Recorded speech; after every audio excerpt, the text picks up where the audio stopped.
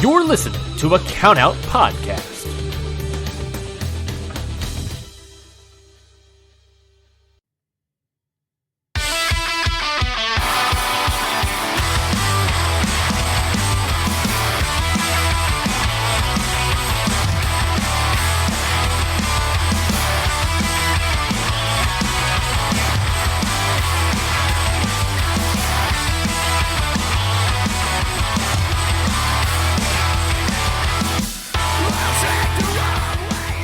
What it is, what's up, and welcome everyone to Faces and Feels. I'm your host, Raffe Orin, and today I'm joined by a very special guest, a three-time guest. That's right, we first spoke back in 2021. Can you believe that? Jesus Christ, and it's now so long. So long. It's now September 2024, and so I think this guest's first episode was 65, and then his second was 110. His next will be 157, if you can believe that. And when you break down that time, you can tell I've been slacking over this last year, but it is the one and only, the Wizard King. Are we still the Wizard King? We are. It's Orin Veidt. How are we doing? I'm doing fantastic. I'm pumped to be back on for a third time. We were in desperate need of a catch-up. Absolutely. Well and truly overdue. Too long. Yeah, exactly. We try and do that thing yearly, and then it blows out 2 years. I think, what did you say? What age were you when we first spoke? I was 27 the last time we spoke. Oh, the last one now. was, wow, okay, Yeah. so, which makes it sound like 3 years. Right, makes it seem far more intense, but I think it Wow. was right before my 28th birthday is when we talked last. Jesus, yeah, time absolutely flies. Well, you're looking great. You're looking healthy, despite the rumors of your death have been greatly exaggerated. You're still alive and kicking, and still good. So give everybody. So we were speaking about this a little bit, but I think we touch on the elephant in the room, and then we kind of go from there because everything is a little bit up in the air. But all internet scoopers thought they had the lowdown and stuff on your status. I've just watched ICW Milwaukee's Insane 8, and I've seen your performance. Oh, that's my phone destroying my computer. I've seen your performance throughout the entire tournament, and I heard the words you said afterwards. But for those who didn't know, during the second round, Orin hurt his knee quite badly, and you believed you'd torn your ACL in that moment. I think you even say literally into the camera or right next to it. I do. I'm pretty sure I fucking tore my ACL. Anyway, he finishes the tournament and wins the tournament, and then has some things to say for the crowd. Internet scoop masters picked it up like, Orin Veidt wins tournament and retires or whatever. But that's not exactly the words you said. So I'll let you say it kind of in your own words now and just sort of give everybody an update on your status, and then we'll cruise into it. Just what is a big catch up between two bros, really. In the second round, first thing that happens in the second round, gets speared in the corner. Mm-hmm. I feel my knee pop, and I feel that feeling that, I felt with torn ligaments before and everything, but just never in my knee. And I knew the second it happened that something was wrong. Yeah. And I thought, with everything I just felt, I just blew out my ACL. And if I blew out my ACL, that's going to mean surgery. That's going to mean, all this recovery. And I've got a real life. I've got so many things going on that if that's what happened, I can't keep doing this anymore. Absolutely. It's not a small surgery. It's a very big thing. No. It would put you out for a long period of time. And like you say, you've got a real life going on as well. And maybe that's the sign from above that, the clock is kind of up. Which was exactly it. And, like I say in that speech at the end was, if I ever was going to retire, or if I ever was going to do it, it would be in that tournament, in that moment. Like that would be the time to do it. It would be for that company. It would be for those fans. But it was more of a hey, we got to see what this is. I got to get back. I got to get an MRI. Turns out it wasn't my ACL. It was just my LCL and nothing else, which the doctor's exact words were, this never happens. The only other person he compared it to was NFL quarterback Tony Romo, who had that, and he said it was about a 6 to 8 week recovery for him. Wow. And that seemed pretty promising, but in about 2 weeks from the time that we're recording this, I'll go back in, I'll find out if I actually need surgery or not. So everything's still up in the air.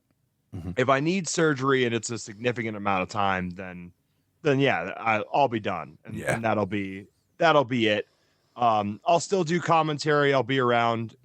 I think that's my big thing is I won't stop teaching, students out here at Rocky Mountain Pro. I won't stop finding a way to be around wrestling one way or another because like I've said on our conversations before, I got into this wanting to be a commentator. Yeah. And, so. Didn't know you'd become a deathmatch wrestler at the time. Yeah. Turns out things kind of worked a little bit differently. But yeah, things are still all play it by ear right now. My leg feels good. I can still operate and live my life. So unless they say, hey, it's not healing, we need to do surgery, we'll be all systems go once it heals. Well, absolutely. And you were saying off mic that you've been in a brace, you've been able to train, you've been able to, do things and train students and even wrestle. Obviously within reason. So I think if you're smart with it and, the way things work, hopefully you're not going to have to go down that road. As somebody that just had a surgery, not a huge one, but I just had to have surgery. You probably don't even know this story. No. It definitely slows you down for quite a while. But yeah, I just broke my wrist off 5 months ago to the day, basically. They've heard it on the podcast, but I slipped in a shower and landed on the ledge and snapped both bones. So I was full T-Rex on this left hand. Oh, no. Dude, it was fucked. Then I was in Melbourne, so I had to fly back to Perth. I finished my holiday and went on a wine tour and stuff, did a hike, whatever, in the cast.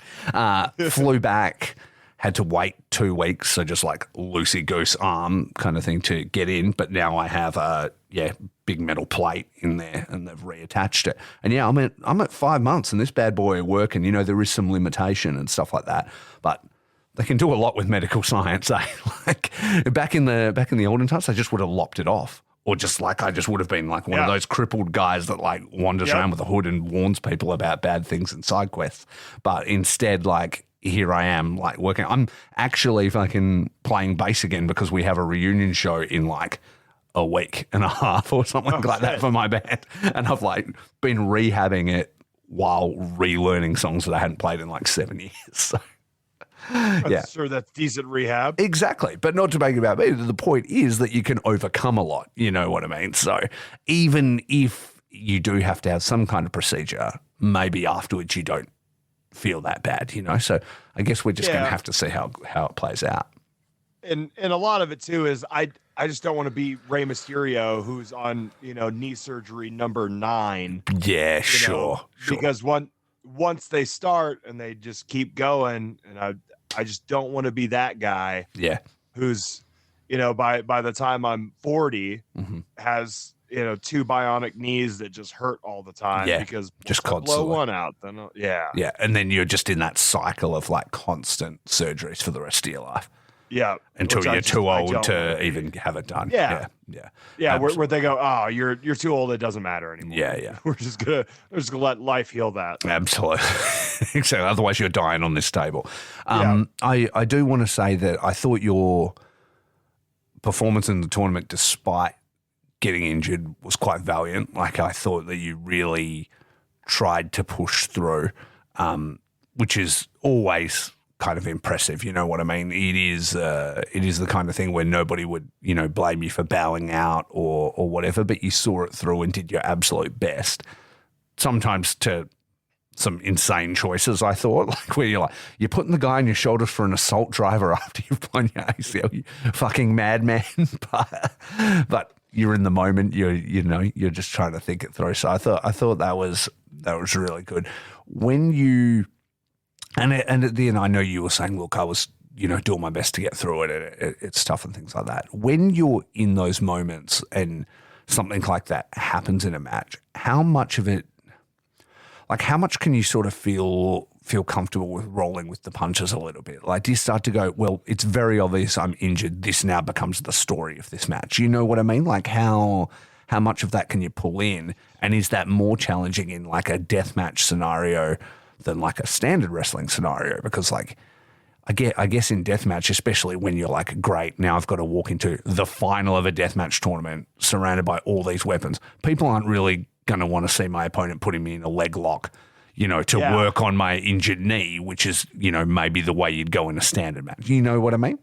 That is exactly the case. Yeah. But yeah, that's not like we tried to incorporate it in, but there's just so much plunder and shit everywhere. And people want to see shit explode. Yeah. Mm-hmm. Yeah. But you're playing off what the crowd wants to see and less of like a story that you could tell, because while they might bite for that story because they obviously see it's injured. Yeah. They obviously saw what happened, but they just at the same time want to be entertained with shit exploding. So yeah, we tried a couple different things to make it the focal point, but they were just thrilled that shit was exploding at the same rate as it was. And absolutely, the whole time I'm just taking that classic Ric Flair side bump so I don't have to land on my leg or land on any of that. And just working around it, and they didn't seem to be too upset. No, and they knew as well. You know what I mean? Like you could hear people in the crowd, but like you can get through it and blah blah blah. And I think there's a certain amount of like just respect that comes with going, look, he's just getting through it. He's out here. He knows we've paid our money, and he's doing his best despite being in a bad way. And I think there is especially in something like deathmatch where the communities are so strong and things like that, there's a lot of goodwill that comes from something like that as well. And I think, especially with the ICW Milwaukee fans, I mean, they've seen me do a million death matches. They've seen me. Seen you win that tournament 3 times. Yeah. They've seen me push through a lot of stuff. So I think that they know that, I'm giving them literally as much as I could possibly give them. And they were not going to be upset one way or another. I think we could have given them a shitty 5-minute final, which I think a lot of cases is what happens there. But we did everything we could to give them a long final that they waited all day for, that somewhat lived up to the hype, and gave them something that they could be happy with going Absolutely. home. Yeah, you didn't even like, there's always the option, in wrestling to like lead into like, and now there's a run in and like all these things to like buy you time and stuff like that. But you guys went, no, we're just going to grit our teeth and we're just going to push through this. And afterwards, I didn't even realize how long we had went. Yeah. Like I thought we went maybe 15, but it's like a 25-minute main. Yeah. And I was like, oh, okay. And you went through it, like all the plunder was happening, things like that. Big respect to all of your opponents in the tournament. I think did a great job. I mean, your first, I've got the list up. I want to get the guys' names right because they did a great job, like respectively. So your first opponent was GQ Gianos. Yep. Who took an insane finish, which was like an assault driver from like the second rope through tables and barbed wire and pain and shit, which is crazy. Then it was, what was that gentleman's name? Bobby. I think it's just Bobby V. Bobby V was the last guy, right? Wasn't it? Bobby V was 2. Tommy Trainwreck was 3. Sure. Okay. So Bobby V, him coming out to Peacock was really funny. I was like, who's this fucking guy? And then by the end, I actually really quite liked him. I was like, yeah, he's great. I've never wrestled Bob. Yeah. Bob's wrestled for, I want to say 20 years. Oh, wow. Okay. And like, again, another recent deathmatch guy. Yeah, sure. He's done them in the past, but never anything too crazy. Yeah. But I've been on shows with Bob for the last ever, but we've never even remotely touched. Oh, really? You guys had great chemistry too. There was like a lot of shit talk between you back and forth and stuff like that, like good banter and things like that. We've always been that way. And Bobby and I would not call us close, but we've always like given each other shit constantly. Yeah, right. Just in the locker room. So you just did it in the match. Yeah. So it was just the same thing. And props to him for trusting me on that bump. I was gonna say the end, like, so you blew your knee in that match, and the finish of that is Bob climbs up to the top of the scaffold and you go, you fucked up now. And then in true heel fashion, it's like, oh no, maybe I have fucked up. And then you heave your fucking one-legged body up onto the top, which looked like it hurt you a lot. Bobby's like begging off and stuff. Very funny. But then he trusted you to put him on your shoulder and then essentially, well, not Death Valley Driver, but, you know, shoulder, over the shoulder cradle, throw him, flip him off through like a huge structure. Like putting him on your shoulders, like that was really, really kind of scary for me because I was like, if your knee buckles, you're both gone here. Oh, yeah. Like absolutely. Like it was a hectic thing to do. Were you stressing? Were you thinking, I can't do this? Or you knew you had the strength? I was like, there's no good audible out of this. Yeah. And we're like, I knew, thankfully Bobby's I mean, you couldn't you guy. just tossed him? Like, I sure could have, but that doesn't look nearly as cool.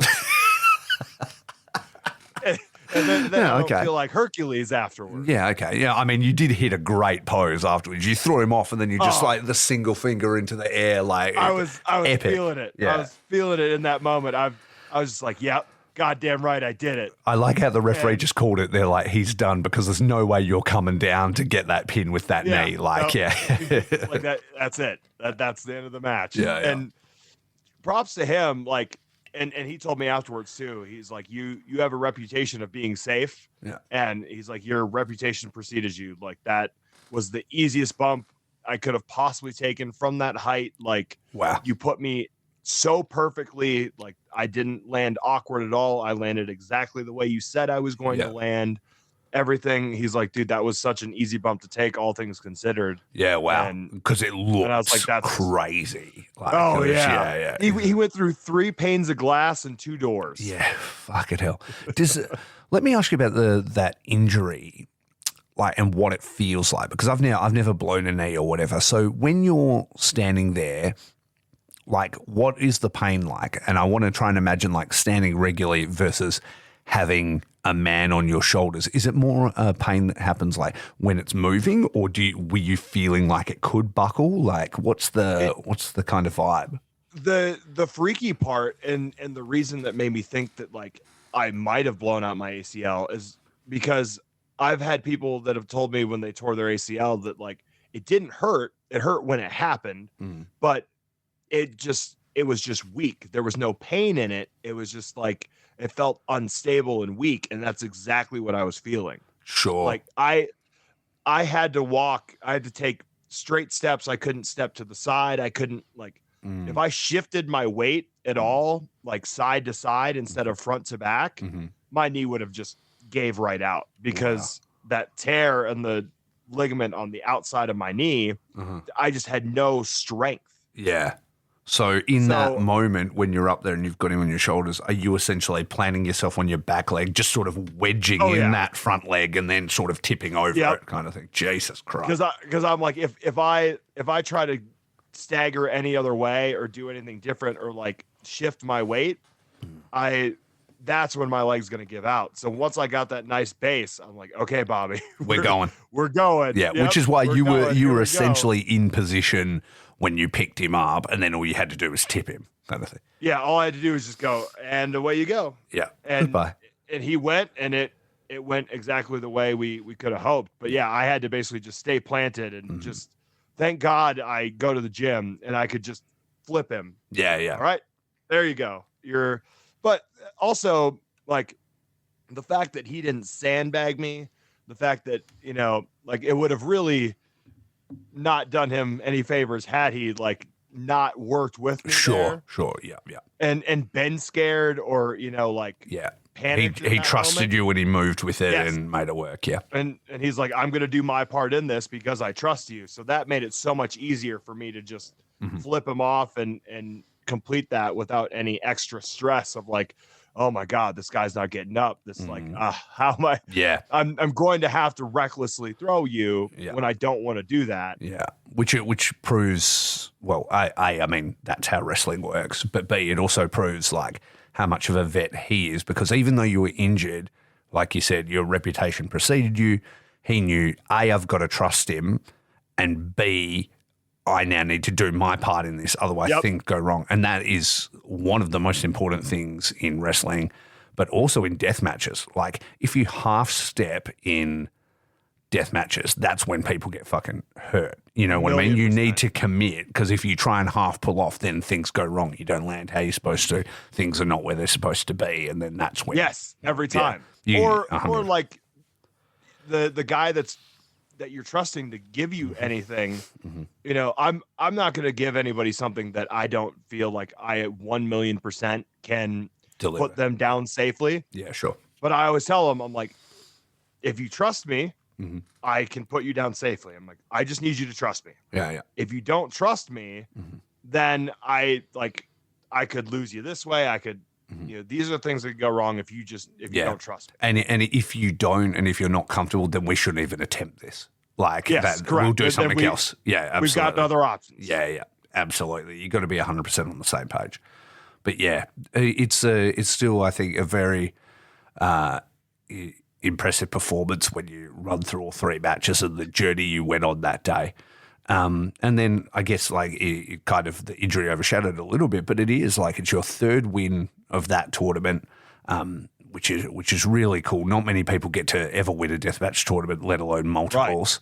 Right. And then, like you said, in those moments, you were quite eloquent after the match. I thought when you literally said, and this is what everybody picked up on, you didn't say it was over.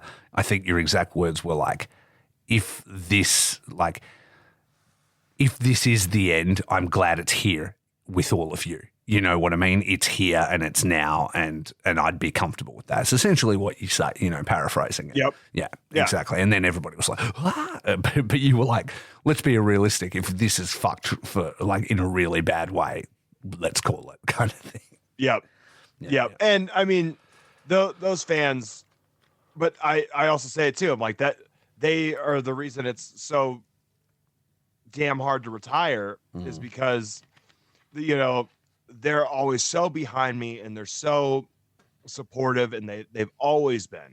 You know, afterwards, I was standing there for another 35 minutes after the show, taking pictures with, you know, a whole lot of fans, like just to myself, because they all wanted photos. They all know the drill. I always go back to the back beforehand, and then about 5 to 10 minutes later they have to start calling for me, and then I'll hobble out to it's like a band. You want the encore. And I'm just like, hey, thanks guys, but I'm not the most social person. Yeah. But then they're like, hey, get your ass out here, we all want to take pictures. And then I'm out there and people are crying, people are thanking me, and I'm like, man, this is like, it's really special. I mean, those fans have seen you grow up. I mean, you had said to me back in the original episode, like that place, like ICW Milwaukee was really where you kind of started getting steam, right? Like 1,000,000%. Yeah. And it's the same fans. It's the same faces that were there when I had my first death match there against Marcus Crane. Are the same faces and the same fans that are still going today. Yeah. You know, like that company and those fans are the absolute best. And I was like, yeah, this is why it's so hard to walk away, is because this is so, like, this is a family. Yeah. You know, I know them. I know their names. I know who they are. You know, I've spent time getting to know them because I've, you know, saw them every Sunday afternoon for, you know, 3 years straight. Sure. Yeah, that's so awesome. I can't remember if we touched on your first death match with Marcus back in the earlier one. So let's just quickly touch on it real quick, because obviously, unfortunately, Marcus has passed now. RIP. I don't know if that had happened before we even spoke the first time, but talk about like somebody really special to have that first match with. Can we rewind a little bit and just talk about what it was like to do that first match and to be with somebody like him? That was crazy in the fact that I had done tax, I had done, you know, stuff. I done a little bit of deathmatch, but I hadn't really gone full bore in with light tubes. I hadn't really gotten a chance to like dig my teeth in and give it a real go. Yeah. And Marcus was a guy that was so giving and was so like, how can I make my like the person I'm wrestling look great? Like how can I make that guy look like $1 million? How can I give to them when like he could just take? Absolutely. But he was like, hey, we're gonna do these things. Like, what cool shit can you do to me? What like, hey, trust me here. This is gonna be great. Like, and the big thing was is like, hey, it's gonna suck, but if your back bleeds like crazy, and we get an awesome shot of it, like that's gonna be great for you. Yeah, Because that's a great he knew me. great piece of advice, right? Like, especially like as a deathmatch wrestler, a resume, like there's no better resume than that one really fucking brutal, sick photo, full back kind of thing. And I have noticed lately, I don't know, maybe I haven't been watching as much, but like just looking at this tournament, even like in the matches that you had, there was no real like this is the end of like a tournament like gushing sort of look. And that piece of advice, like this is your first one, but if you really want to do this, we can make it so you get more bookings. Like, you know. Yes. Yeah. And that's what I told everybody that like has done one with me for the first time or anything. I'm like, hey, this was the best thing that happened to me because we did that match. Let me tell you, the healing from those types of matches suck. Yeah, sure. But like that's one where, you know, the juice is worth the squeeze there. Yeah. When that's all said and done and that photo makes the rounds and all of a sudden everybody's like, oh shit, look, he's got wife beater back and he's got, you know, like the classics, the way it always used to be. And that does just so much for you. Now companies go, oh shit, this guy's willing to do some shit. I'll book him. Yeah. And then you can start to get places. And that's what happened to me. Like he posted that photo on a deathmatch group and then it got hundreds and hundreds of comments and shares and it blew up. And who posted? Did Marcus post it for you? Yeah. Wow. Which, I mean, he's already a guy that's got like a following and stuff like that. So for him as well to, you know, he's invested in you. You guys have had this match. And then for him to be the one that goes, hey, everybody check out this guy, blah, blah, blah. I'm sure that really helped as well. Which is why I have always had the mindset that I've had of like, I've had so many people give to me and help me and do so much for me along the way that it would be selfish of me to not do that for other people and to not do that for whether it's death matches, normal wrestling, you know, all this stuff. Like we have some kids out here at Rocky Mountain Pro that I'm like, hey, you could do some stuff in wrestling. Like you have some real abilities. Like, let me help you. Let me get you into companies. Let me get you out of Colorado and out into different scenes. Like, let me help because other people help me. Yeah. And like, once I get you out there, it's on you to succeed. But I can help open that door and help you. Like, I can put my name on you to get you a start. Yeah. And let you show your stuff. Because if you don't have that, if you don't have a guy that, you know, has a name or can put a stamp of approval on someone, then it's tough to make a name for yourself. And like having a guy like Marcus put his stamp of approval on me instantly made me legitimized in death matches. Yeah. Because they go, well, if Marcus says he's good, then fuck, he's good by me. And that was kind of how you sort of appeared even on my radar and things like that. Like you suddenly were just another guy. You know what I mean? It wasn't like, here's this young rookie. It was like, have you guys seen Orin Veidt? Like it just seemed like you were instantly on that same level. Which, I mean, was partly because of Marcus doing all that. And the other part was just like, hey, I want to do this and I want to be in this. So I'm not going to half do this. Whatever it takes, I'm in. And I think that instantly got me, you know, all the guys were like, oh, this kid gets it. Yeah. He is one of us. He's not like somebody that just like, oh, maybe I want to do these. Maybe I don't. And I was instantly kind of ingratiated and I didn't take that lightly. I tried not to take it for granted, and I try not to be like, oh yeah, that's just the way it is. I appreciated every chance I got. Absolutely. Every opportunity I got. And went full ball, really, like kind of fearless in a lot of ways, in a lot of the steps that you went through. And then when you fast forward through your career and you look at like this stuff, like with Jimmy Lloyd, we told the story in the earlier episodes, but going to the hospital and almost bleeding out, and then Japan and the Takeda knife board and stuff. There's been some pretty infamous sort of things that have happened because you weren't really half stepping with anything. Right. Yeah, and that's, I've done that with everything in life. Yeah. Why have one cat when you can have 5 cats? Why, like? Thought we agreed we were saying that you only had one cat and you just never see them in the same place all at once. Yeah, but that I've always been that way. Yeah. If you're gonna do something, you got to do it. And I don't know if part of that was from getting sober and the whole like half measures avail us nothing mindset of like, if you're going to do something, you got to do it 100%, and you got to give it everything. Because if you don't, you're not really giving yourself a real chance, and you're wasting your time. Yeah. How long?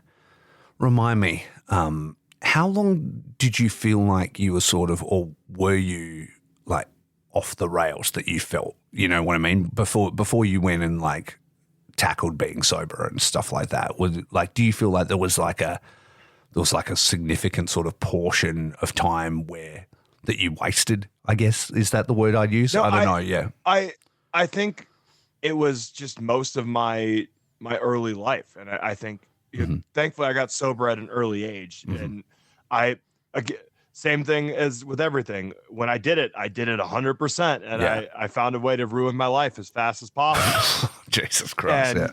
And then, spend that entire year in treatment. So I lost, I'd say I lost a good 3 years of my life to, being an addict and then fixing my addiction initially. Yeah. It's an everyday thing from there, but that was a good 3 years of my life. Yep. And that was one that once I put all that work into fixing it, and I decided, okay, I'm going to fix this. I'm going to change. I'm going to this all needs to get better.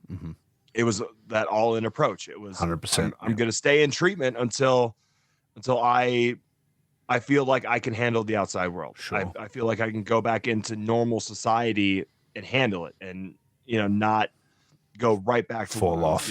Not go right back into failing. And it worked. Yeah. Thankfully it worked. And again, I had, a good support system. AA existed, and everything was so good, but it was something that once I did it, I was like, okay, I can't fuck this up. Of course. How long sober now? 13 years. 13 years. Yeah. Wow. Dude, well, congratulations. That was, I celebrated that anniversary right before the Insane 8. Yeah, wow. Yeah, that's awesome. That's so cool, man. It's really cool that you can just look at that, like you said, a day by day, victory every single day. It is. It's the one positive thing you can do every day when you live a life like I did, where you go, okay, you know what? Life maybe doesn't suck that bad. Maybe, maybe you're doing something right. Yeah. And I mean, you said yourself, 3 years sort of wasted. You're like, I know there's worse places I can be. Yeah. I've been there. Oh yeah. Much, much worse. Yeah. Yeah. Exactly. It's so good, man. So let's do a bit of a speed run, since we haven't spoken in a couple of years. Where and what are you doing now, as far as wrestling? So when we last spoke, you were doing Rocky Mountain, you were coaching, you were doing commentary, you were wrestling there and then picking up other stuff. Has that still been pretty consistent for you? That's been your main focus the entire time? Yeah, I got burnt out really hard. They brought in a guy, and he kind of hated me, and it was one of unfortunate. It was a sense of I'm the shit, and he just thought that I just wasn't worth anything because I did death matches. Oh, okay. And I was to the point where I was like, you know what? I think I want some time to myself, and I want to kind of live my life and, just kind of reset. And so I did, and I took a I took a little bit of time to reset, but then came back to the school, within the last 6 months, and have gone back to wrestling there and training and teaching. And that has been the most rewarding thing, is going back, because it's a whole new set of students. It's a whole new, and they're all so motivated, and seeing people have those aha moments again. And, going back to that, it's making me love wrestling a little bit more, because everything I've done kind of over the last few years has just been bookings that I really want to take, matches I really want to have. I've kind of just coasted, because I don't feel the need to grind. I don't feel the need to chase, being the guy anymore. I just don't have that in me. So if it's a cool program, a company wants me to run, or they want me to do, like, hey, we have this awesome match idea, or like I've done a lot of stuff with Circle 6. That's kind of been the main place I've been. And, the sporadic stuff with ICW No Holds Barred, they're coming back. So we'll see if, some stuff doesn't happen there, because Danny and I have always had a good relationship. Yeah. It's kind of, he's kind of understood, like, hey, he doesn't want to wrestle all the time. And he doesn't, like, if there's a town or a city I want to go to, I'll hit him up and be like, hey, dude, I'm available if you're doing this. Yeah, sure. I would like to be there. So if there's a spot, let me know. I'd love to do it.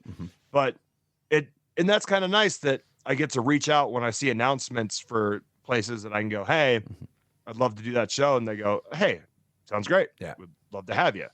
And I orchestrated getting GCW to come into Colorado here. Yeah. We did that a few months ago, and we're doing that again next month. Like, that's been great for the students here. It's been great for the scene here in general, just to, like, have something big come in and kind of, like, show, like, hey, this is what the crowds can be like. And and it motivates the kids, and it allows us to kind of showcase our local talent. Yeah. That doesn't really get showcased. And that was super cool to see, them kind of get a chance on the show and get a little bit of spotlight. And I got to do a death match in Colorado finally. So that was nice. Who were you with in that one? It's Nick Gage. Oh, okay. Then, well, that's amazing. And I hadn't been in GCW in 2 years. Yeah. Because we just haven't really worked together. Yeah. And once. Had you wrestled Nick before? Yeah. For ICW Milwaukee. Yeah, and I wrestled him in, like, multi-mans in GCW and stuff. Yeah. We had never done a singles in GCW. Yeah. We did it proper. We tore off the nice canvas and had just the old shitty canvas and did good old, like, a lot of people just called it good old fashioned ultra-violence. Oh, I'm gonna have to go back and check that one. I'm a big Nick Gage fan. And I think it speaks. A classic fight. Yeah. I think it speaks to the work you've done, man, that, like, that you sort of just have all these open doors everywhere. And it's great that you can just open them whenever you like. And I love that you're able to use them to, like, benefit the scene that you're a part of, and help the students that you're investing in and things like that. I think that's really cool.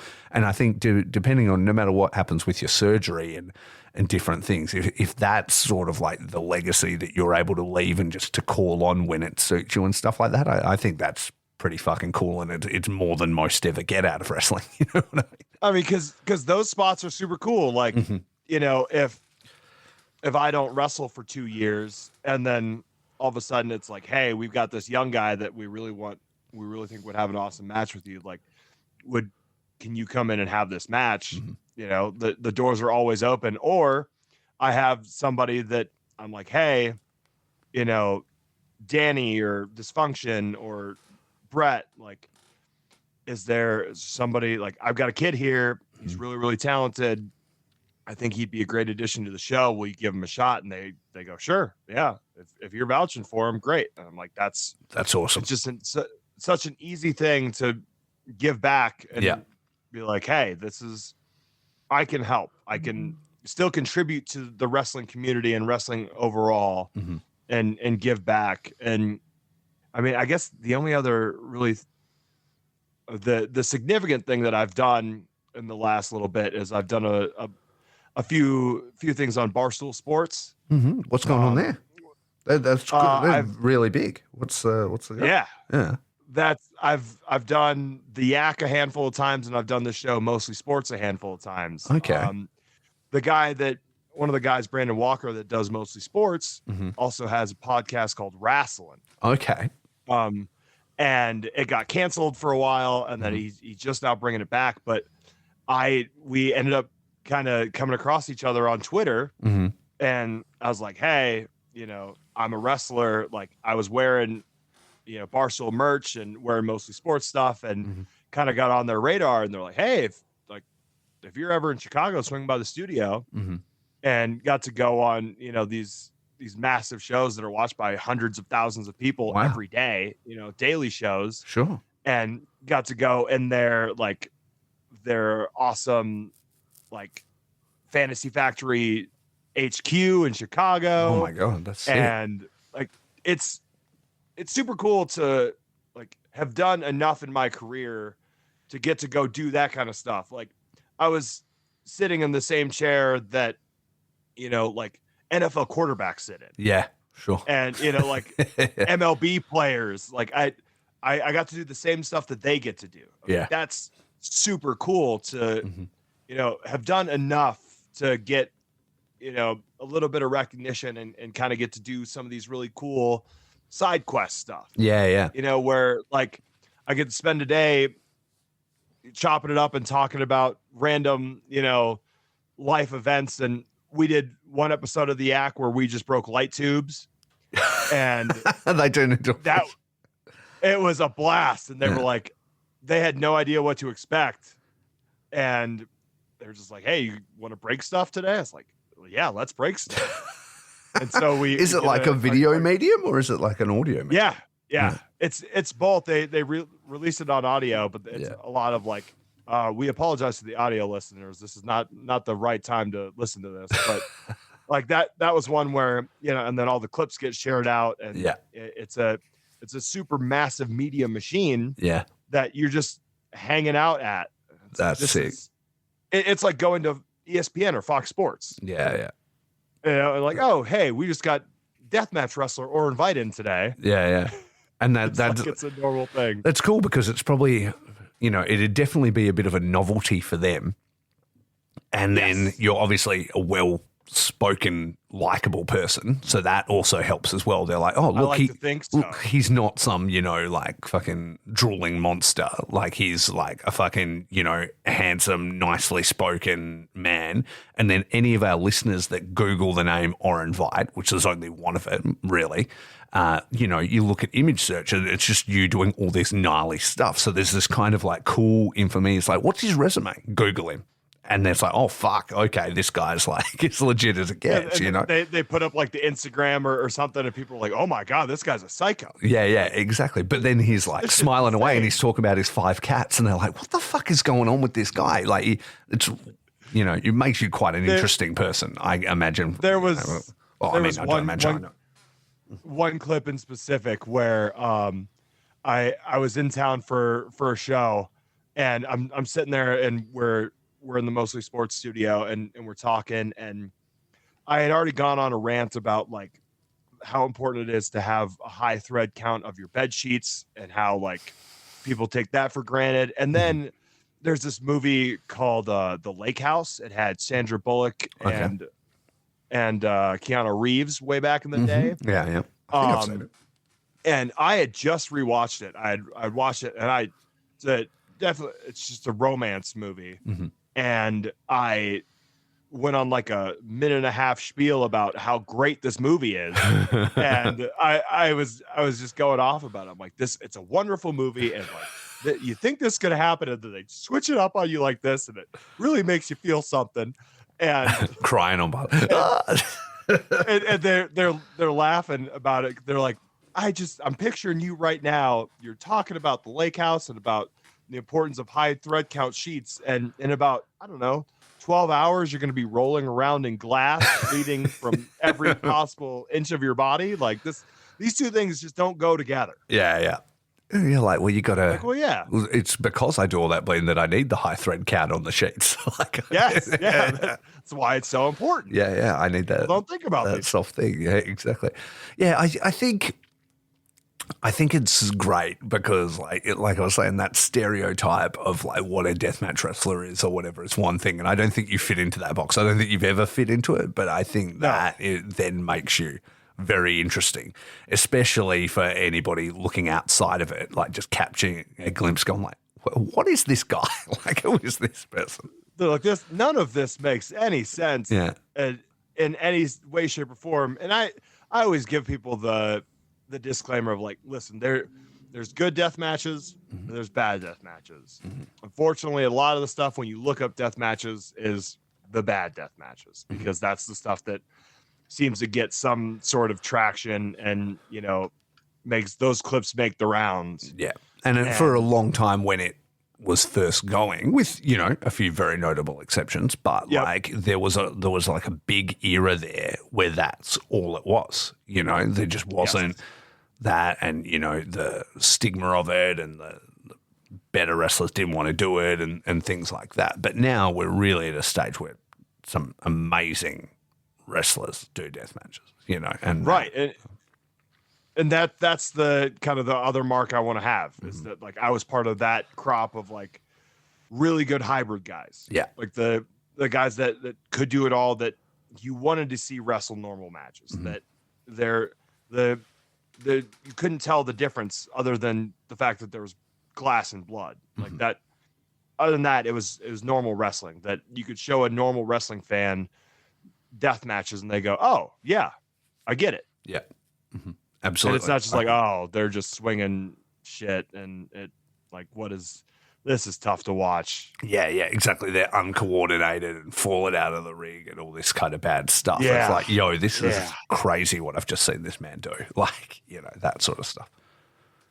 Yeah, there's still high flying to it. There's storytelling. There's everything still exists. It's just, hey, glass is involved. That's it. It's the only difference is just a little bit more fun and excitement. Absolutely. The water's a little bit deeper is how I like to describe it. So since we've spoke, I mean, we both do, you were doing commentary back when we first spoke. Since we have last spoken, I have started doing commentary.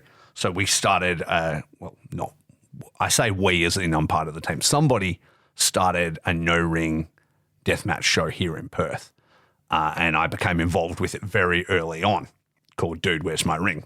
We were chatting about it, and I've talked about it on the show.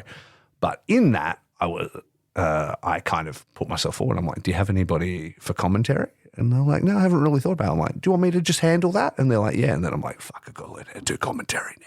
Yeah. But like, like, oh shit, fucking book myself, right? And I've been doing that for over a year now, and I got to say, I love it, man. Like, it's so fun, especially in a deathmatch context as well, because it's like, it's literally me and a friend. I pulled in a friend of mine, Adam, Dean Olsen, who has been a commentator around Perth for like over 16 years. I'm like, if I'm going to do this, I'll get a pro in with me, right? But I've known him for like over 10 years. Like, we are buds. So we just like drinking beer on the side of this fight pit, like just talking shit like while it's going on. And it's literally like one of the funnest things I get to do. Yes. It really is like a special thing. And regardless of what happens with your knee, is that something that you're really wanting to keep moving forward with? Yeah, I think that would be, I mean, that's what I've been told my career is in anyway.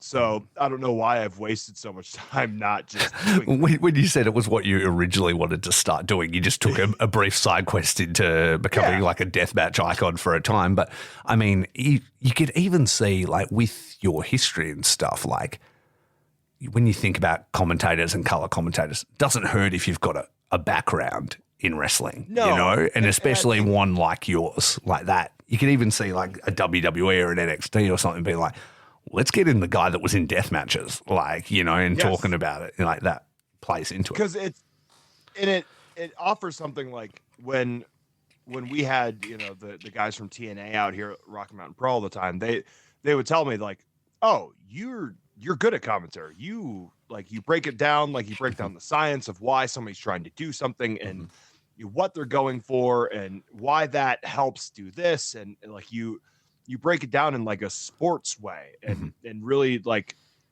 put that behind the scenes idea into like, oh, this is why this is happening. Not like, look at this cool move. Yeah. And they said that is such a valuable asset and it's something that you can really use.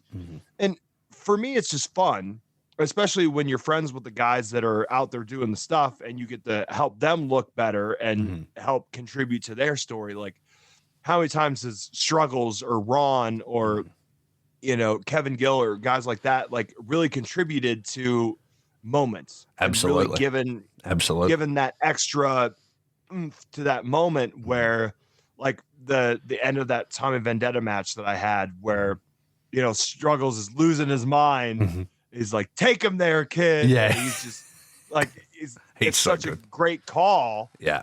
And it adds to those moments. Like, I want to be able to do that. I want to be able to give that to other people and really add to wrestling that way. Sure. Or like reffing and doing other stuff like that. Like having the ability, because I still ref out here when we're shorthanded, and because I have a blast reffing the first 3 matches, and then okay, now you're gonna wrestle the main.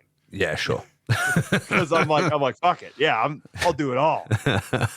The ref goes away and comes out as the fucking champ. Yeah, so they're like, wait, that's not is that the same guy.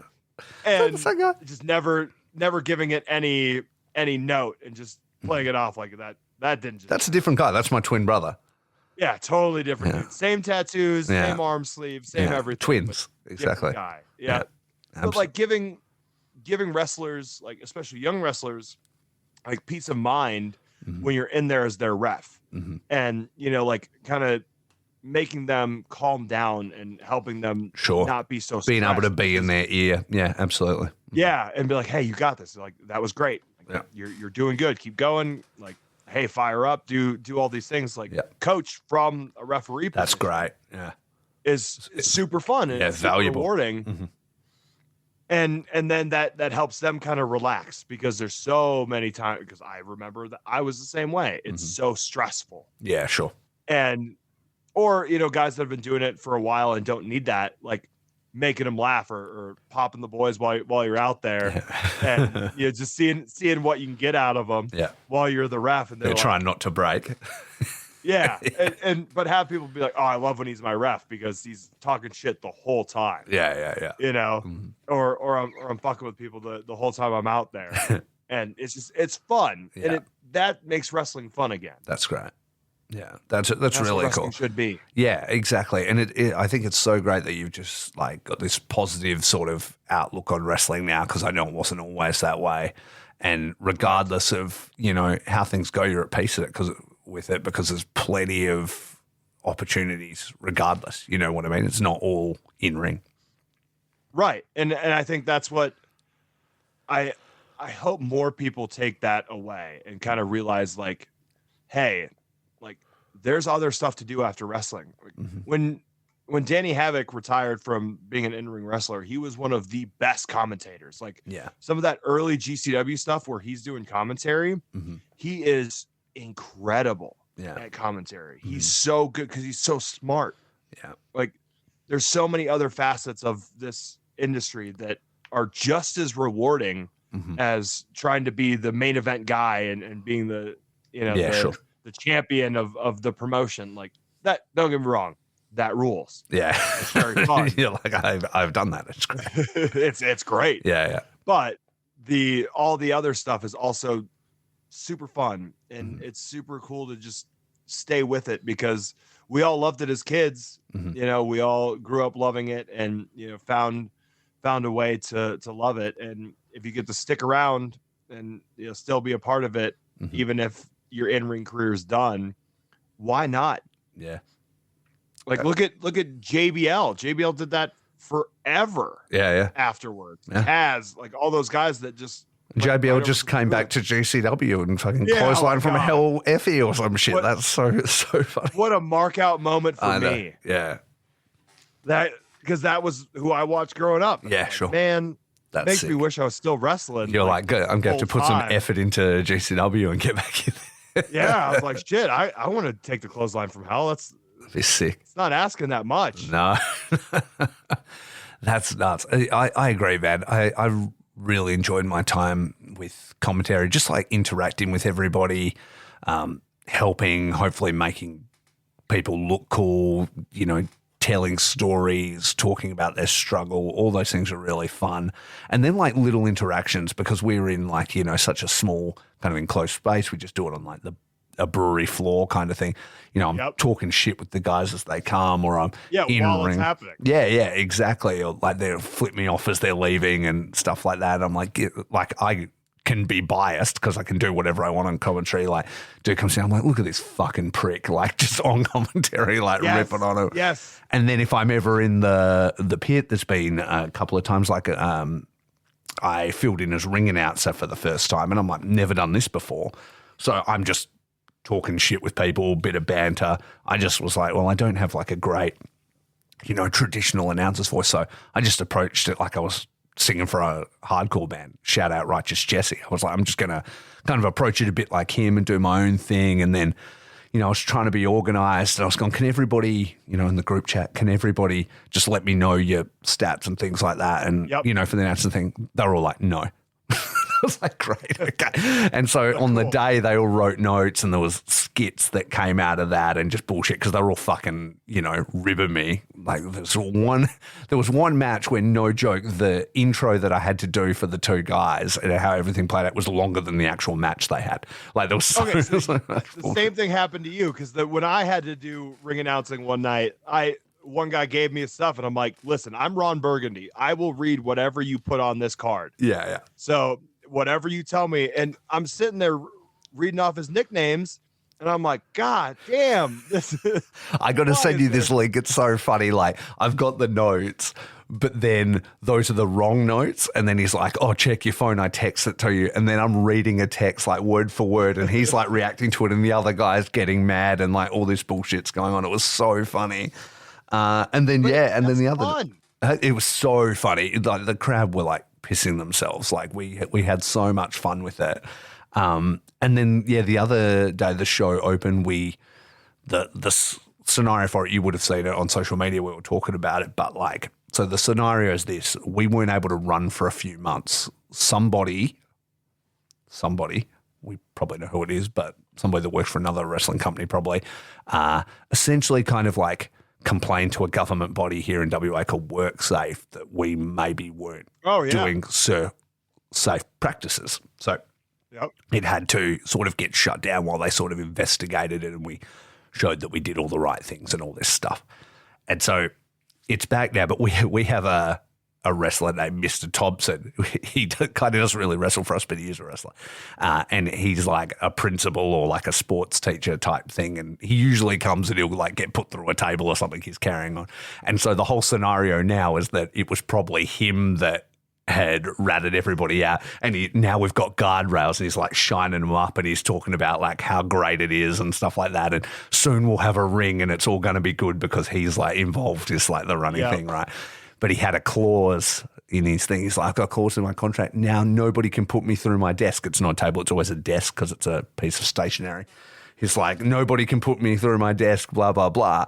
And then Adam and I are there because we're the commentators, and we're like, we're not wrestlers. And we fucking choke slammed in through the desk. The first time I've ever done like I've actually taken a low blow before in a quiz one time.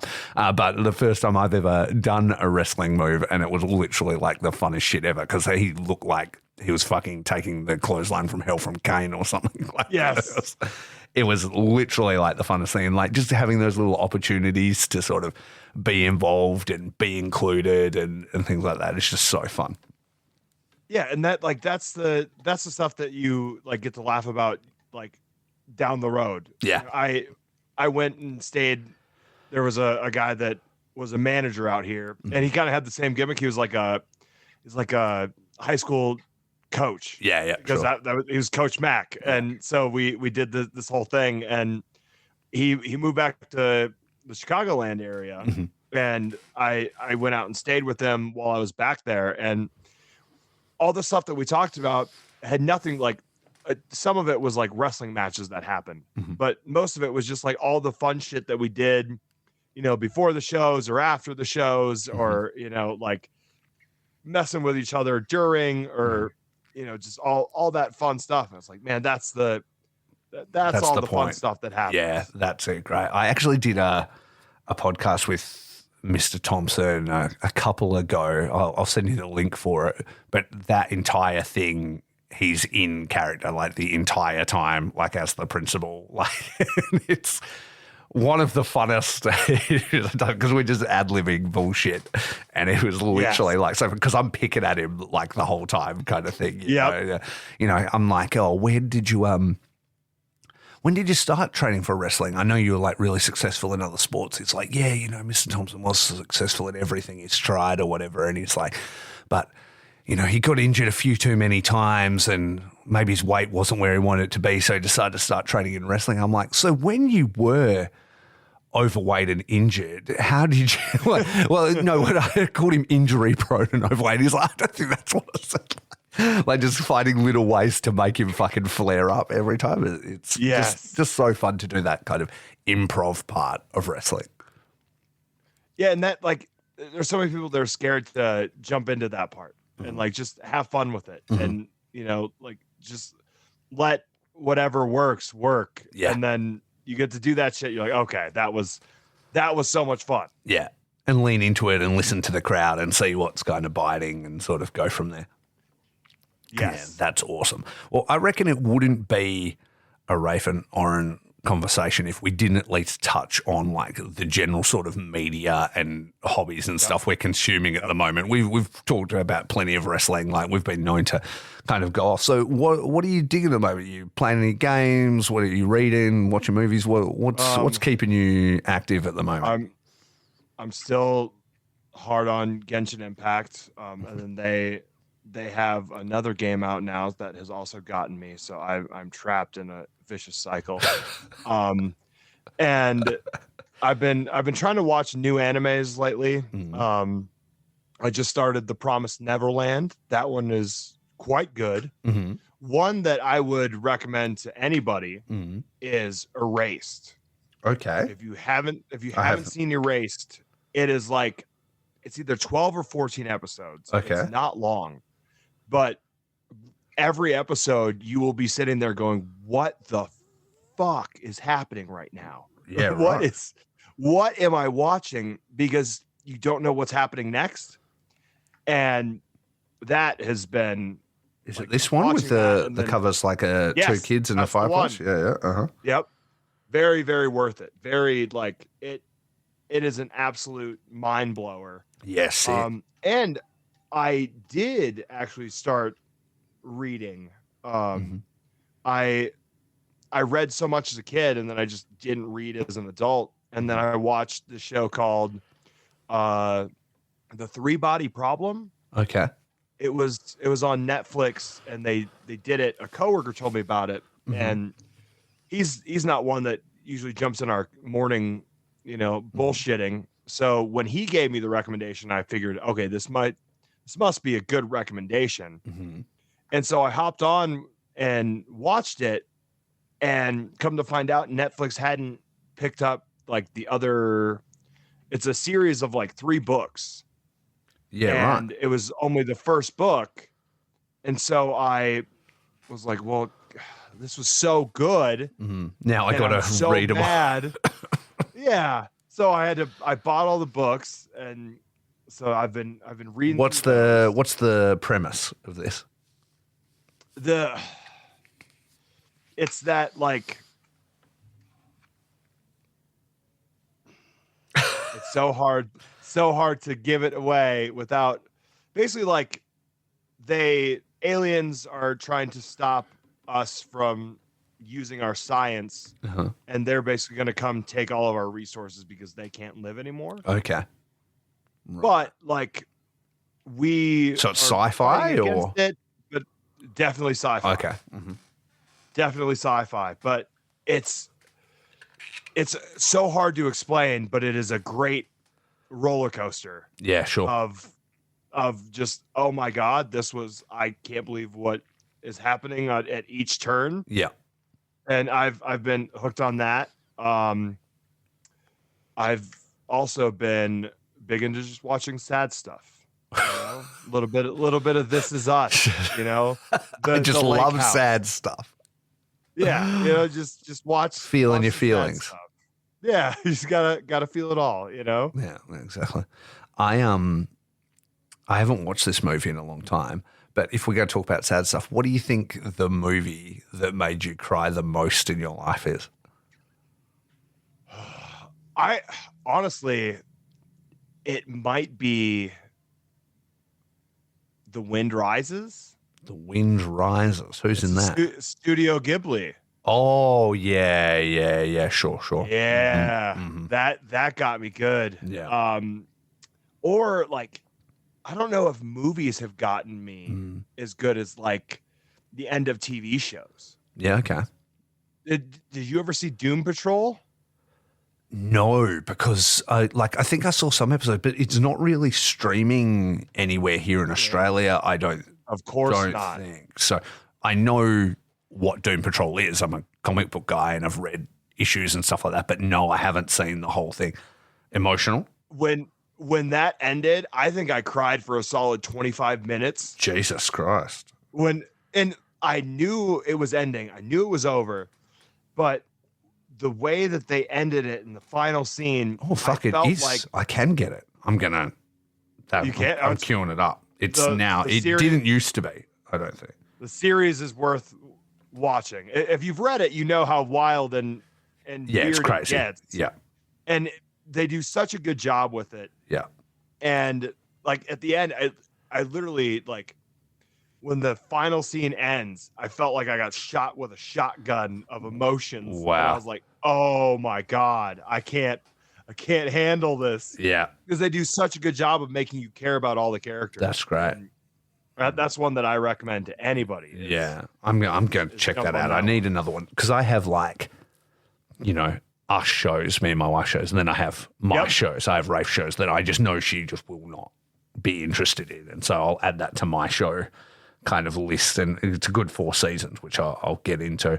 I reckon the most I've ever cried, and it's probably like a pretty standard answer, but the amount of crying was ridiculous, was in The Notebook, eh?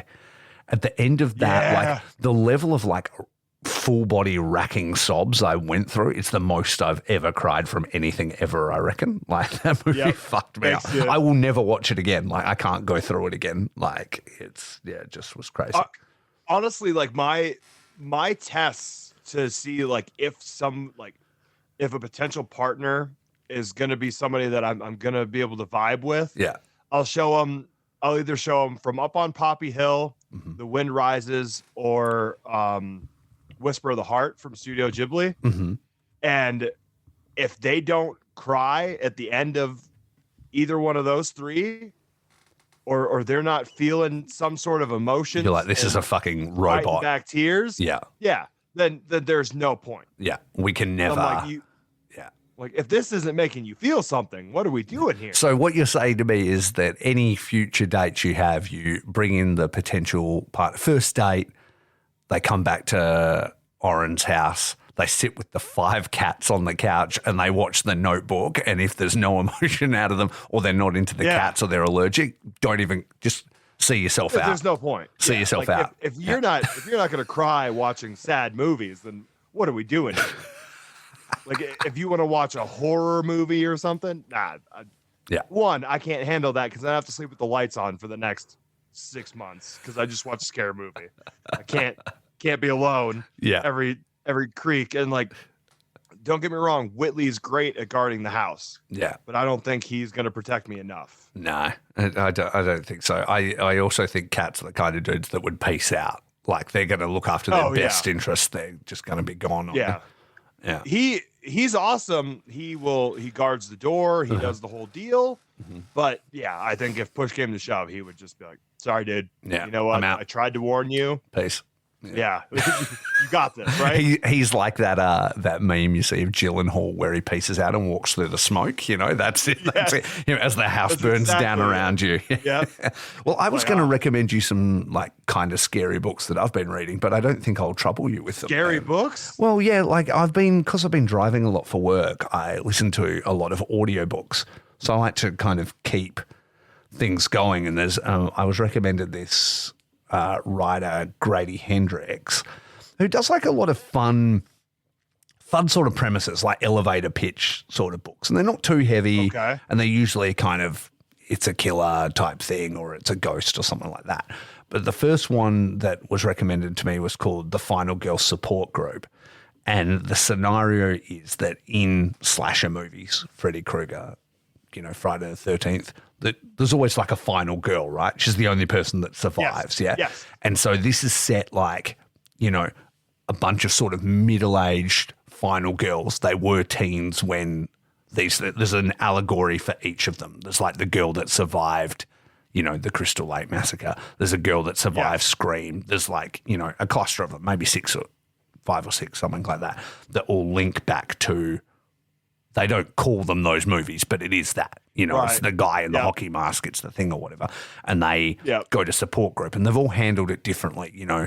One has been an on and off again addict. Kind of the mainest girl's been like a real shut-in. She's now her mid-30s or whatever, but like she goes into a house and she's got like a million locks and all these like go bags and safety. Like she's a real shut-in and she only goes to the support group and they meet like once a month or whatever and they talk about everything that's happened until they start to die one by one. Oh, yeah. Of course. Yeah, there you go. And so that started it. And I kind of enjoyed that. And, it's not too heavy, And then he's got one called How to Sell a Haunted House, which are a brother and sister who don't even speak and don't get on well. Their parents pass away, suddenly in a car accident. They need to, like, sell the family house, except for it's haunted and there's puppets. And you look worried. Puppets? Yeah. And then there's, he's got like a few good ones. There was another one, the Southern Book Club's Guide to Slaying Vampires. And the way he's a Southern gentleman, and he was like, I wanted to essentially write a book about my mum, who was like a very proper Southern lady versus Dracula. Like, and he's like, and let's just say one of them had no chance kind of thing. And like, the Dracula, he's not like, I mean, he's a drifter or whatever, but there's this kind of like, is this guy actually a fucking vampire? Is he a killer?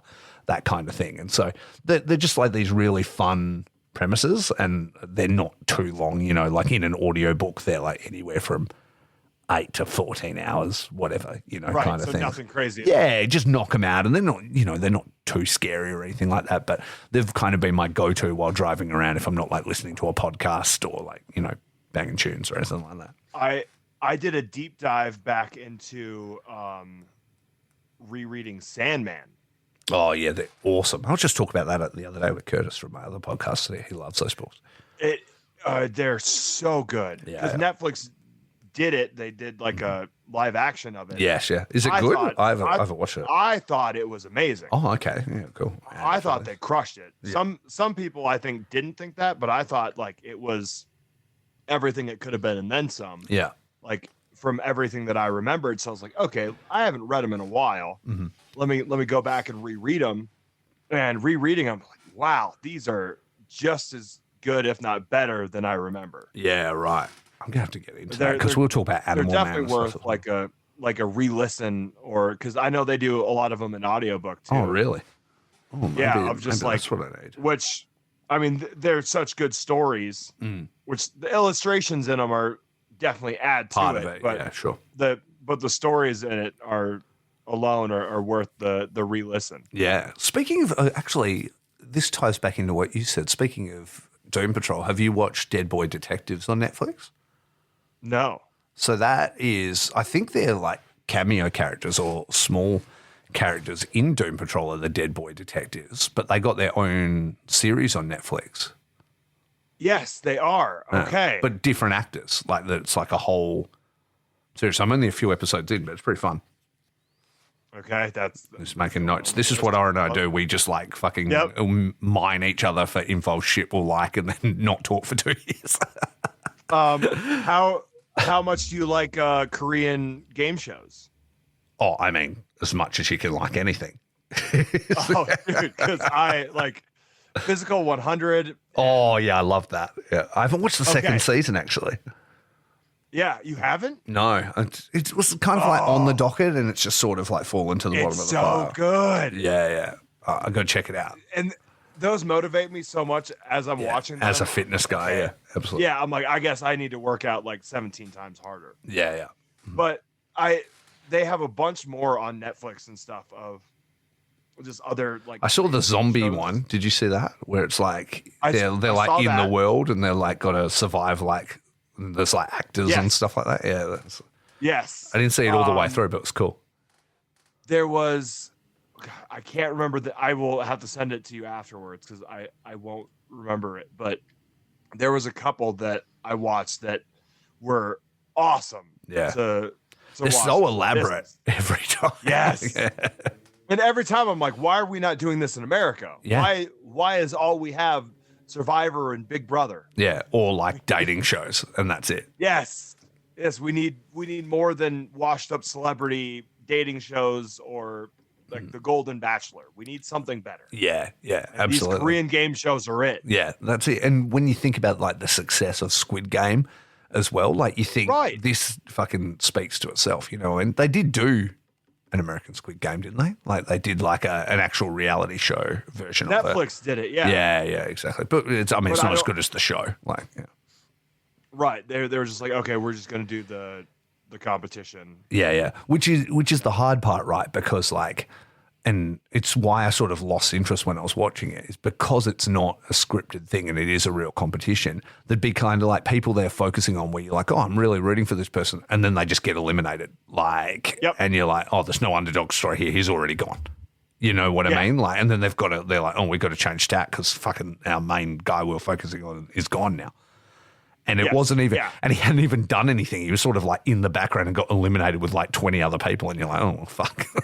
Okay. Well, I guess that was cool. Exactly. This is why rigging things and predetermining things work so well. Thanks, pro wrestling. Right. Yeah. Thanks a lot. Yeah. Pro wrestling has also made reality shows so much harder to watch. But well, yeah. Sure. I'm able to tell myself that the Korean reality shows and game shows are much like they just do it legit. Yeah. That's what I tell myself. Yeah. Well, they're pretty full on, the Korean ones, you know what I mean? Like, yeah, absolutely. I hope so. Yeah, and if not, I don't want to know. Yeah. Either way, I'm not picking up on it, so then mission accomplished, you know? Yep. Yeah. Those got me hard. Yeah. Like for a while, I'm like, okay, I guess this is what I'm doing. Yeah. So I'm like, I'm going to get off work and I'm just going to watch, half a season of this new game show. Of whatever. And tomorrow I'll finish it and then I'll find a new one. Yeah, exactly. No, they're so good. Are you reading any comic books at all?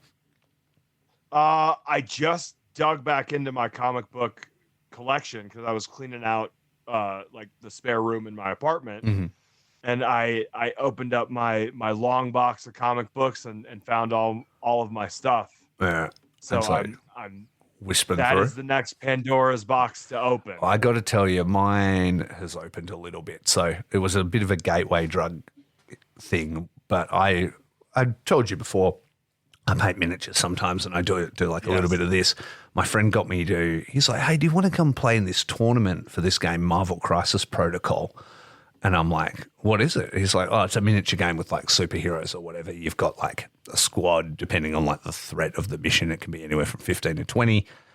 Characters have got a threat level. And so you'll take a squad of anywhere from 3 to 6 people, X-Men, Avengers, whatever. And then all of the characters have individual powers and stuff like that. It's very fluffy and very, like the books kind of thing. I went, oh yeah, fuck, that'll be a bit of fun. And dude, fucking hell. I got into it, did all right in the comp and in the raffle won the actual game, like the box. So then I'm like building it and I'm painting it and I'm like right into it. And I'm like, oh, fuck, this is a gateway drug, isn't it? And then I was like reading about what's been going on with X-Men and then I'm on a free trial on Marvel Unlimited, like reading X-Men Krakoa and shit. And I'm like, oh, fuck, I cannot get back into this again, like in the level that I did because, dude, I've got tubs of comics in storage for 8 years now that I've been in this apartment. I cannot reopen Pandora's box. No, because you know how that goes. Yeah, exactly. Because I'm like a completist. Next thing you know, I've got to fucking you have to. every, yeah, exactly. Insane. I just started doing the whole like building models thing. Oh, yeah. And because Digimon have them. Oh, okay. Have they got a game or they just do the models? No, they just do like, it's like model kits. Like, have you seen like the Gundam model kits? Yeah, yep. Mm-hmm. Come on. So it's I've like been to that, Japan like 9 times. Of course I've seen the Gundam Yeah, model. yeah. Okay, yeah. Duh. You know exactly what I'm talking about. Yeah. I go back to Japan in 2 weeks, actually. So you'll see them everywhere. I will. And so do they do like you get the kit of like, I don't know, a Digimon monster and you build the whole thing, prime it, paint it. Yeah, everything's all apart and you just piece it all together and then Which is so fun. Oh my God. I did not realize how fun that is. Yeah, I have that's friends it. that do models or mini painting and you know, all that stuff. Mm-hmm.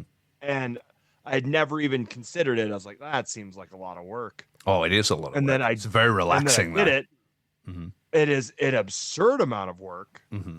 And I like one night sat down and I was like, okay, I'm gonna do this one. I'm just gonna do like, you know, the chest part or the first chunk of this.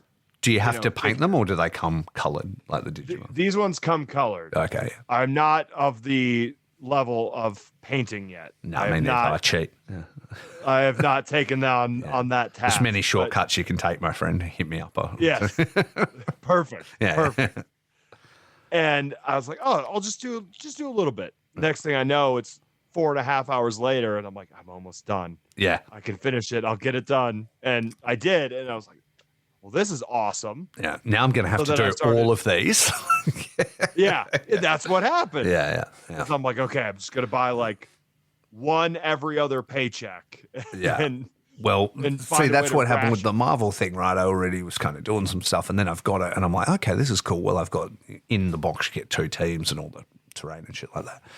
And then I'm like, but these aren't the teams I want. I'm an X-Men guy. I want the X-Men. So next minute I'm in the group. I'm like, hey, does anybody fucking want to trade any of these? And then I'm swapping the ones that I've got to fucking get X-Men. Then I'm painting those. And then I'm like, and now I've got so much on with between dude coming back, the Discord reunion show, going to Japan, coming up, all the work stuff that's got, like, I just have no fucking time. And I'm like, it's going to be, I guess I'll look at these in December. Like, right. Yeah. Maybe, hopefully. Like, I'll come back to this, but yeah, I never should have opened this box. Yeah, exactly. But secretly in the back of my head, it's actually the only thing I want to do. So all of the other things feel like a burden because this is the thing I want to do. Because you're like, I just want to get to this. I just fucking want to play this fun shit. And so, yeah, it's so fun. But yeah, I would recommend or not recommend playing that game if you want to be addicted to something.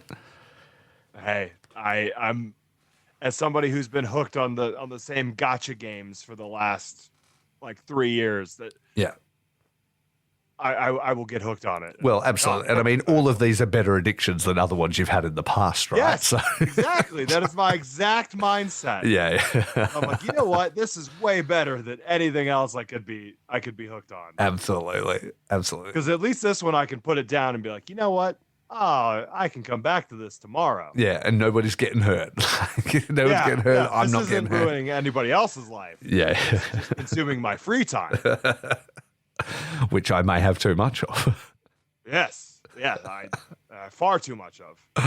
Oh, that's awesome, man. Well, I want to wish you like all the luck in the world with everything that's coming up with your knee and whatever decision that you make, regardless of what it is, you know, like whether it is continuing with wrestling or it's not, whatever makes you happy is what's most important. But every time I do see your smiling face, you always seem to be living your best life. So I love to see it, man. I try my best. These talks are always some of my favorite. No, thank you, man. Mine too. Get to be 2 guys catching up Yeah. across the world for a little while. It's one of those, I feel like we've got one of those friendships that like, I know, like I have with my high school best friends where it's like, cool, I won't speak to you for 4 years, but then when we next speak, it's like no time has passed. Like it's that kind of connection, I think. So yeah, yes, absolutely. We keep track of each other while life is going on and like stuff and everything. But then once it's time to talk, it's like, oh yeah, Yeah. What's been happening? What's been happening? Nothing's changed. I just talked to you yesterday, didn't I? Absolutely. And it's that kind of thing that, like, you know, both know if you ever need anything, like, I'm here for you, man. Like, you can lean on me. I'm always a message away. So, yeah, absolutely. Which is more than appreciated. Yeah, no, I mean it, man. Tell everybody where to find everything Orin Veidt while it still exists before you disappear into the world of retirement or don't. Everything is still at Orin Veidt. I guess I now have TikTok. I don't know what I'm doing on it. Yeah. It's just a platform you're supposed to use as a wrestler. So I don't know. Would you just put clips up or something? To use it. Yeah. It's either the gym or just random clips. Yeah. Also, every now and again, you can find me on Barstool's The Yak or Barstool's Mostly Sports. Absolutely. Are those shows like up and streaming? Like people could go find them? They're YouTube daily shows. So Mostly Sports is on in the morning, Monday through Friday, and The Yak is on in like early afternoon, Monday through Friday. You should shoot me the links and I'll put them in the show notes. Yeah, absolutely. I definitely will. And I know that they have Australian fans. Well, there you go. I mean, Bustle's big. Like, they used to have a wrestling show. When you said that wrestling one, I'm like, was that the one I used to listen to? But when I was first getting back into wrestling, they used to have a wrestling podcast, and I used to love it. And there was two guys that ran it, and then when I know they had to change locations or something happened, they had to close down, and I was gutted. I was like, this is like my favorite podcast at the moment. It was just them, you know, talking about what was happening in WWE or whatever, you know, but I used to really enjoy it. Like, that was probably exactly what it was. Yeah, it was probably those guys. That's what's come back now. Yeah, it's just one guy. Yeah, okay. And so what's it called? Wrestling. Yep. Yeah, okay. I'm gonna have to check it out. And you've been on that as well? I haven't done wrestling yet. Everybody keeps saying, hey, maybe he should be on wrestling. Mm-hmm. He did just interview Hulk Hogan. There you go. Well, you guys are basically the same level. Yeah, I mean, as far as I'm concerned, I like to think I'm a little bit better person. So, I mean, I can guarantee. I should be a shoo-in. Yeah, exactly. Yeah, I think that's a given. Everybody should tweet at Barstool Sports and get Orin. Get me on wrestling. Yeah, get him on wrestling. Orin Veidt for wrestling. Let's get it going. Let's get hashtag. There we go. Yeah, exactly. I don't know how much sway I've got these days. I can't wait for Brandon to be like, why is there a massive Australian audience reaching out to me about you being on wrestling? Why is there one podcaster that's done one hashtag ever about Hey. It'll work. It'll work as long as they see it. I hope that it does work, and I will try and do it. We're going to put that on the show notes as well. So everybody, make sure you check out those notes, find those links, check out everything. Orin, check out Rocky Mountain as well. We'll need to put the link in for that, and what's coming up next. If you can, go check out IWTV, check out ICW Milwaukee's last Insane 8, and see the insane journey that Orin went on with his knee as well. My non-retirement speech. Absolutely. You never know. It could still be retirement. That's up to you. Hey, who knows? It might be relevant. You didn't give a time frame in that speech. It could still. I didn't. When you do retire, go, I don't even give a speech. Just leave and never come back and be like, I already did it years ago. already covered that. I covered that in 2024, guys. It's done. Yeah, just see this. Can't give two. Yeah. You just hold up like a QR code and it links to the clip of that video, and then that's you done. Listen to this. I can never be more eloquent than I was then. Yep. I crushed it once. I'm a one and done guy. Yeah, that's it. That's it. Done. Well, dude, thank you so much. I'm so glad we got to catch up today. It was really fun to just talk shit with you and see you doing so well. Thank you. This was an absolute blast. Let's not wait until I'm 33 to do this again. Yeah, no, we definitely won't. We'll try and do at least an annual catch up, I think, is what we've got to do. Got to tick it off, regardless of whether you're wrestling or not. I think so. That works for me. Absolutely. No worries. Well, everybody out there, follow everything Orin Veidt. Check out all those links and everything we've done. And like we always say, it's all about peace, love, and pro wrestling.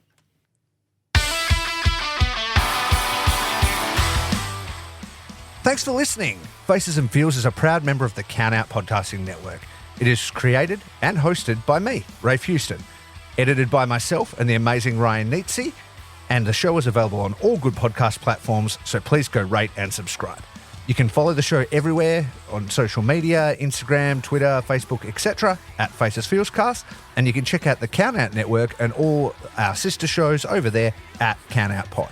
If you'd like to book me for commentary, have an interview request, a topic suggestion, or you just want to say hi, you can email us at facesandfeels@gmail.com. With all that said, thanks for listening, and please support our friends and sponsors. Peace.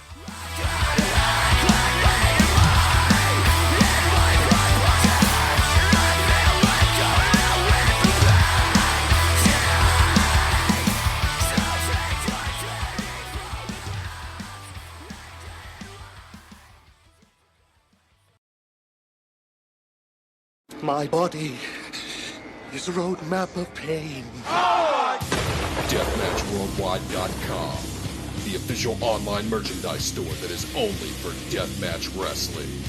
Featuring official t-shirts from No Peace Underground, John Wayne Murdoch, Akira, Madman Pondo, Zona 23, Neil Diamond Cutter, G. Rayburn, Schlack, Necro Butcher, and many more. If you are a deathmatch wrestler, promotion, manager, or platform and are interested in joining the web store, send us an email to deathmatchworldwide@yahoo.com. Deathmatchworldwide.com for the violent feud.